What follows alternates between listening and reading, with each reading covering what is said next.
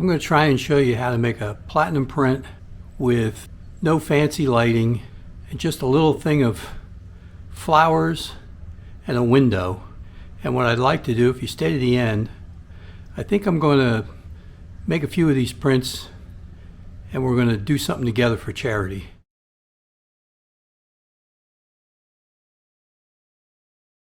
Okay, here's one of the images we took. It's just tulips backlit by a window. And you can zoom in and see it's pretty well in focus. So I won't bore you with all of the editing I'm going to do, but I'll give you a rough idea. I'm going to maybe lighten it a little bit, increase the contrast, reduce the highlights, downgrade the shadows a little bit, and the whites, take them down, take down the blacks. And then we're going to go here, look for our background, and we're going to reduce the exposure on the background, give it some more contrast, reduce the highlights. Don't worry about that white that's rimmed there, we'll get rid of that. Take this all the way down. Then we're going to go and create another mask. Select our subject. We'll increase the contrast. Take down the highlights. Bump the shadows a little bit maybe. Remember, you have to think in terms of this is going to be black and white. Because with platinum, you have to start with a black and white image. We want to go back into the full edit and go into our color mixer, your orange and your yellows. Now I'm just doing this pretty quick, just so you have a rough idea. So we've opened that up. We'll get rid of that rim that we saw. And then typically with platinums you do 4x5s, 5x7s. Let's see what this looks like with a 5x7. This may end up being best as a square. A little bit of space on each side. Crop it. And let's make it like 14x14. View the print size. And here's where if we have any little bit of dodging and burning, if we want to burn a few things in, we'll check to see what Photoshop has to say. Auto tone. Auto contrast, auto color. All right, and one thing that I like to do is check my levels, even though Photoshop's given their idea of it, maybe that. And then we have to make it into a black and white, and we can adjust our yellows a little bit more again. Okay, that looks a little bit better as a black and white. Now, one thing you can do, it doesn't always hold true, but it will give you at least some idea. Is you go in here and go to your gradient map and find the old platinum filter. And when you apply that, it gives you a rough idea of what your final image might look like. Not always true, but it gives you some idea. Now you don't want to leave that on because you have to have a black and white print. All right, we have our layers, flatten our image. Then what we need to do is make a negative. First thing we need to do is convert to the profile, which is very important. I use the Bostic and Sullivan way. So profile, we have to make it into Adobe RGB. We go into adjustments, color lookup, and we have to put the LUT on it, which we got from, you can download from Bostic and Sullivan for free. It's this one here. I know it doesn't look right, so we say image, invert. So we're making it into a negative. And then we rotate it horizontal because when you put the negative on, you're going to flip it down, right? Okay. Then we go to print out the negative, of course. And then you have to cut it up, size it up on the paper, and off to the darkroom. Once you've cut up your negative, you put it on a sheet of paper that's designed for platinum palladium printing. Right now I've been using Hammermühle paper. There are a few different types. I've used different types in the past, but right now I've been sticking with the Hammermühle. And then what you have to do is find out how many drops have to go on to your paper. You know, what's your solution? And I've mentioned in a previous video, you can go back, I've done a longer video on how to make platinum palladium prints. And in that I mentioned that I get all my chemicals from Bostic and Sullivan. You need some sort of chart that's going to tell you how many drops you need. And you can find this on the internet. I don't know whether Bostic and Sullivan has it on their site or not, but if you search around, you can find it on the internet. And it'll tell you if you have a contrasting negative, a soft negative, what size your image is going to be. It'll give you a rough idea how many drops you need of each solution. The thing you have to be aware of is whether the solution that they're offering you is single coating or double coating, because obviously if you're doing double coating, you're using twice the amount of drops. I used to do double coating, I now only do single coating. Oh, one last thing, once you figure out how many drops you want to use, you then print that on to your paper. You take a pencil, you mark it down here, what image you're working on. Here are the flowers, so you might put flowers, and then your different solutions, A, B, C, D, how many drops of each you're going to put on there, and your time. I'll start at 4 minutes 45 seconds. I'll write all that down here, and then we'll go in the darkroom. Okay, we're in my little makeshift darkroom now. And a couple of things that are important. I use 4 solutions. I call them A, B, C, D. Again, you can go to Bostic and Sullivan. They're just ferric oxalate. Ferric oxalate 2, your B, gives you a little bit more contrast in your prints. And then your C and your D is your platinum and palladium. Some people just use platinum, some people use palladium, and some people use a mixture. I use a mixture.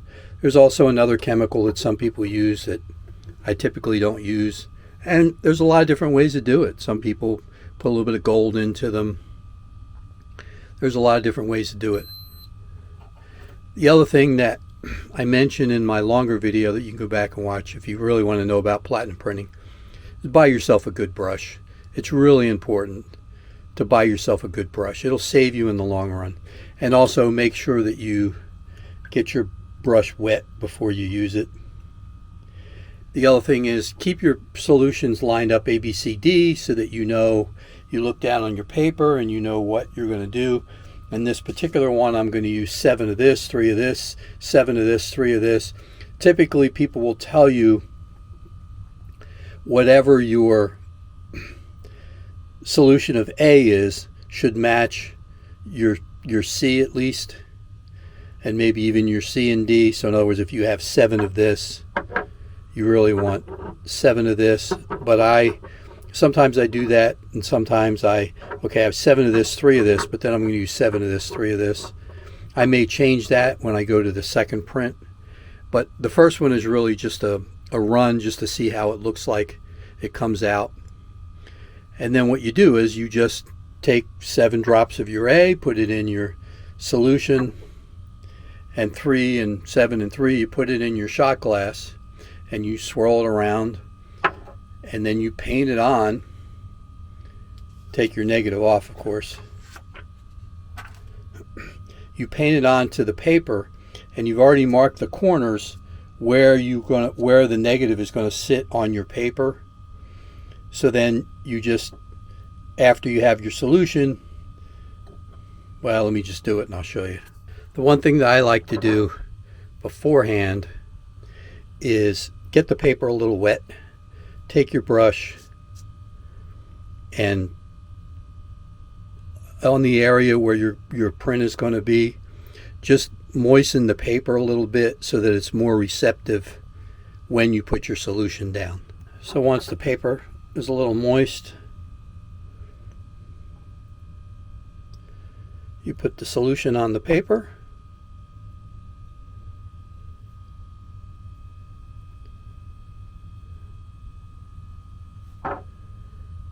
and then you gently paint it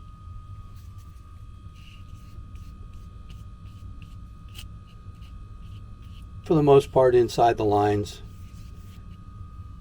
but you paint it onto the paper. The other thing you want to do is you want to rotate the paper so that your brush strokes aren't all the same. You want to make sure you cover the paper and use up and down, horizontal, sideways, portrait style, whatever you want to call them, up and down different brush strokes. Once you feel as though your paper is evenly coated, you might want to let it sit for a few minutes.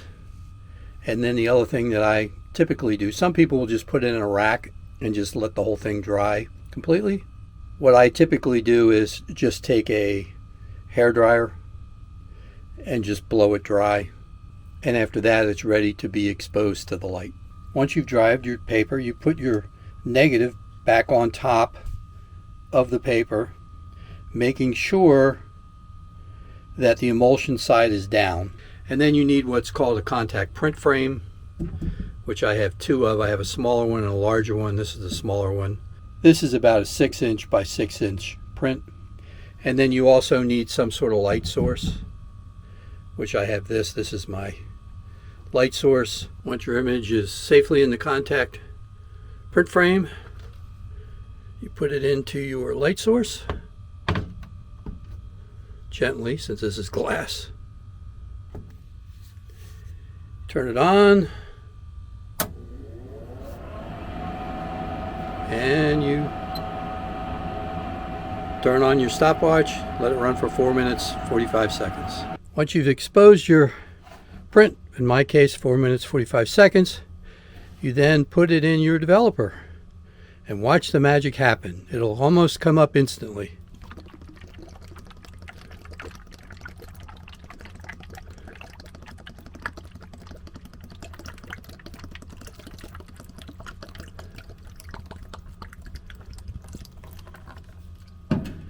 And there you go.